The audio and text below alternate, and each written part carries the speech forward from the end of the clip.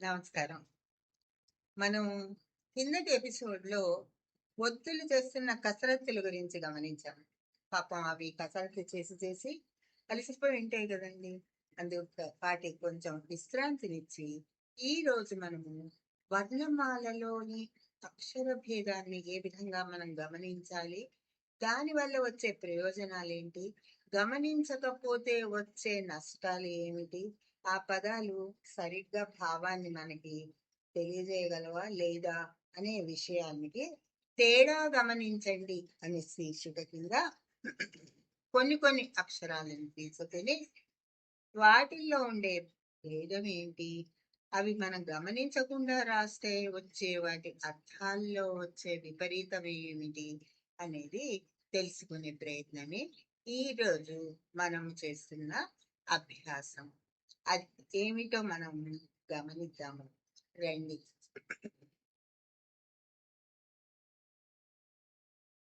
ఈ రోజు మనకి ముఖ్యాంశము మా యా లఘు తేడా.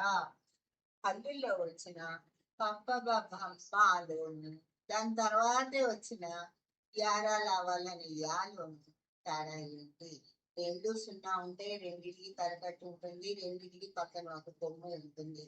కానీ వాటి రూపంలో నిశితంగా కనుక మనం గమనిస్తే కొంచెం వ్యత్యాసం ఉంటుంది. ఏమిటా వ్యత్యాసము అంటే, సున్నా మాకి చాలా చిన్నగా ఉంటుంది, యాకి పెద్దగా ఉంటుంది. మా అనే అక్షరము పొడుగ్గా ఉండి తలకట్టు పైకి ఉంటుంది. యా అనే అక్షరంలో తలకట్టు దాదాపుగా సున్నాకి ఉన్నంత స్థానంలోనే అదే లెవెల్లో ఉంటుంది. అది కూడా కాకుండా వాటిని ఒక స్థానంలో మా బదులు యా బదులు మా కనుక మనం ప్రయోగం చేస్తే అర్థాలని మనము సమర్థవంతంగా తెలియచేయలేము. ఆ పదాలు తమ అర్థాన్ని తెలియచేసే శక్తిని సమగ్రంగా పొందలేవు. అదే కాకుండా పఠనము, లేఖనము, గ్రహణము కూడా, అంటే దాన్ని గ్రహించటము కూడా చాలా కష్టతరం అవుతుంది. మనం అవలీలగా తెలుసుకోవాల్సిన దాన్ని ఈ చిన్న అజాగ్రత్త వల్ల చాలా స్పష్టంగా తెలుసుకోలేము, కష్టంగా ఉంటుంది. అది ఏమిటి అనే దానికి ఉదాహరణగా మనం కొన్ని పదాలను తీసుకుని వాటి అర్థం ఏంటి, ఆ పదాల్లో మా స్థానంలో యా కనుక వస్తే ఏ విధంగా విపరీతమైన వేరొక అర్థాన్ని ఇస్తోంది అనేది గమనిద్దాం. మొట్టమొదటి పదం క్షమ. క్షమ అంటే ఎవరైనా తప్పు చేస్తే దాన్ని క్షమించటము. దానికే మనకి నెపమెన్నకనే చేయువాడు నేర్పరి సుమతి. మన ఎవరైనా ఏదైనా చేస్తుంటే మనకి అవమానం చేస్తే మనం మళ్ళీ తిరిగి వాళ్ళకి సహాయం చేస్తున్నప్పుడు కూడా, అదిగో ఆ రోజు నువ్వు అట్లా చేసావు అయినా కూడా నేను నీకు చేస్తున్నాను అని వాడి యొక్క దోషాన్ని మనం ఉంచకుండా చేయడం అనేది చాలా మంచి లక్షణం అని పద్మన సుమతి శతకంలో చెప్పారు. నెపమెన్నక చేయువాలి, అపకారికి ఉపకారము నెపమెన్నక చేయువాలి. దాన్ని క్షమాగుణము అని అంటున్నాం. క్షమ అంటే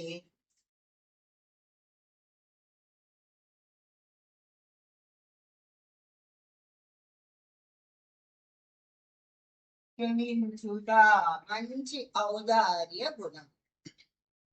శ్రేయ, మా బదులు ఇక్కడ మా వచ్చింది, ఇక్కడ యా వచ్చింది.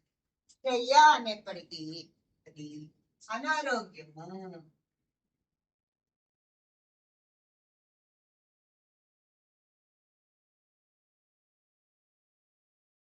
కాబట్టి క్షమాగుణము ఉంది అనే దగ్గర క్షయగుణము ఉంది అంటే వాడు రోగి అనే అర్థాన్ని మనం గ్రహించాల్సి వస్తుంది.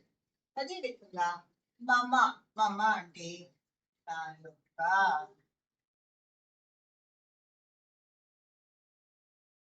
దానికి మయ అంటే అంతా నిండి ఉంది, అంతా అయోమయం, అంతా ధనమయం, విద్యామయం అని చెప్తున్నప్పుడు ఆ సభ అంతా విద్వాంసులతో విద్యతో నిండి ఉంది, ధనముతో నిండి ఉంది. దానికి మయ అని అంటున్నారు. అంటే నిండి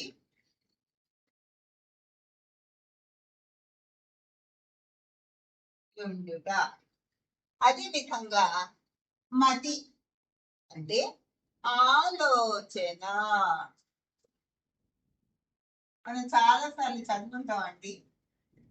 3 చేపలని సుమతి, కాలమతి, మందమతి. మంచి ఆలోచన కలవాడు, సమయానికి తగిన ఆలోచన కలవాడు, అసలు ఆలోచనే లేనివాడు.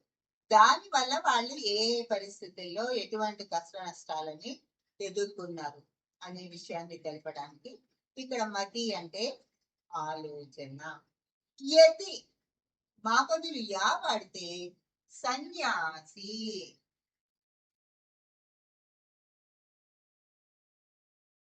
అదే విధంగా మంత్రము మనం పూజలో దేవుడికి చేసే సంస్కృత శ్లోకాలతో నిండినవి. మనన త్రాయతే మంత్రం. ఎవరిని ఇప్పుడు మనం దాన్ని తలుస్తూ ఉంటాము, అది మనని రక్షిస్తూ ఉంటుంది. దాన్ని మంత్రము అని అంటారు. మంత్రము అంటే పవిత్ర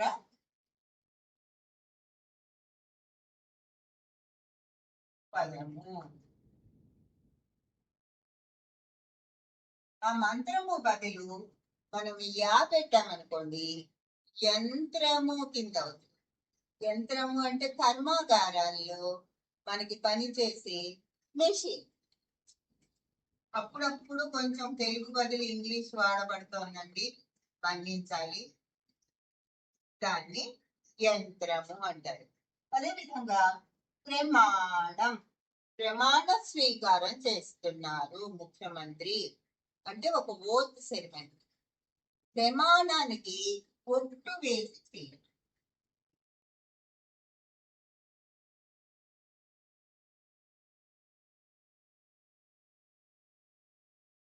దానికి మా బదులు యా వాడామనుకోండి, ప్రయాణం, ఒక చోటి నుంచి ఇంకో చోటికి వాళ్ళు ప్రయాణం చేస్తున్నారు. Travelling from one place to another place. ప్రయాణము అంటే పయనం, జరగటం. మళ్ళీ అన్ని ఇంగ్లీష్ వదిలేండి, పయనిస్తున్నాం. విషమం చాలా క్రిటికల్. ఆరోగ్యం విషమంగా ఉంది అంటే చాలా క్రిటికల్ గా ఉంది అంటే అవాంఛనీయంగా ఉంది, విషమంగా ఉంది అంటే అలా ఉండద్దు.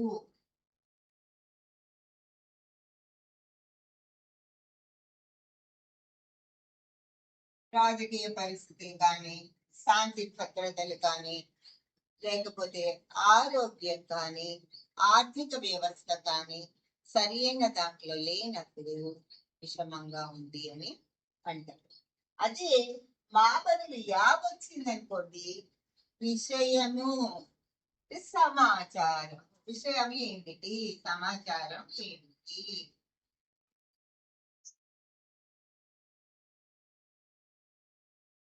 అదే విధంగా మనం ఇంకా కొన్ని పదాలని మీరు కామెంట్స్ లో పెట్టచ్చు. ఇక్కడ మరింత నిశితంగా మనం గమనించడానికి 2 పదాలు ఇవ్వబడ్డాయి. మొట్టమొదటి పదంలో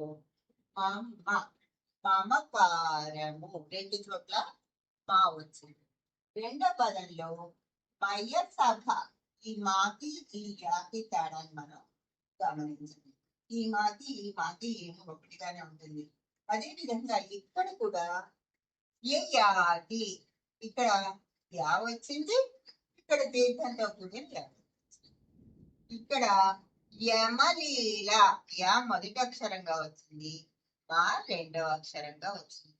మీరు కనుక గమనిస్తే యాసిన పెద్దగా ఉంది, తలకట్టు ఆస్థానం అంతవరకే వచ్చింది, కొమ్ముంది. మాకు చిన్నగా ఉంది, తలకట్టు పైకి వచ్చింది, కొమ్ము. ఈ విధంగా మీకు కనుక ఇంకా ఏమైనా కొత్త పదాలు తెలిస్తే, కొత్త విధానాలు తెలిస్తే తప్పకుండా మీరు కామెంట్స్ రూపంలో సూచిస్తారని అనుకుంటున్నాను. ఇదే కాకుండా మాత్రమే కాకుండా న స ఓ బ హ ష ఇలా మన జతగా అక్షరాలను తీసుకుని వాటితో కొన్ని పదాలను ఏర్పరచుకుని వాటి అర్థాలను గమనిస్తూ ఎందుకు మనము పదములో ఏ అక్షరాన్ని ఉంచాలో దాని రూపుని అలాగే ఉంచాలి అనే దాని యొక్క అవసరాన్ని తెలుసుకునే ప్రయత్నం చేద్దాం. ఇప్పటికి సెలవు తీసుకుంటానండి. మళ్ళీ కలుస్తాను. అప్పటి వరకు ఉంటాను. నమస్తే. జై తెలుగు తల్లి.